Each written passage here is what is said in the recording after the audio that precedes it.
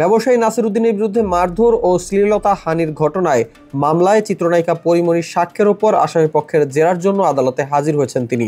সোমবার সকালে ঢাকার নারী ও শিশু নির্যাতন দমন ট্রাইব্যুনাল ৯-এ হাজির হন তিনি। তবে অন্যান্য মামলার ব্যস্ততার কারণে জেরার সময় পিছিয়ে বিকেল ৩টায় নির্ধারণ করেন আদালত।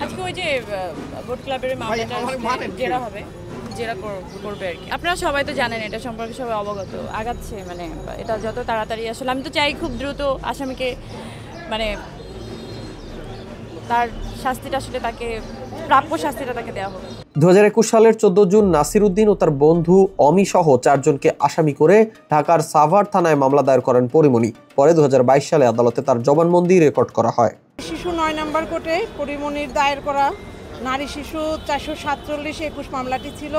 জেরার জন্য মামলাটি ৩ ধার্য আছে। পরিমণিও সাক্ষীর হাজিরা দাখিল করেছে বিজ্ঞ আদালতে। কোর্টের আজকে অন্য কাজে ব্যস্ততা থাকায় কয়েকটা মিটিং আছে, কোর্ট আমাদের জানিয়েছেন। সেকেন্ড হাফে মামলাটি জেরার জন্য রাখা আছে এবং জেরা হবে। তো সেকেন্ড হাফে মামলাটি শুরু হবে, এই পর্যন্তই।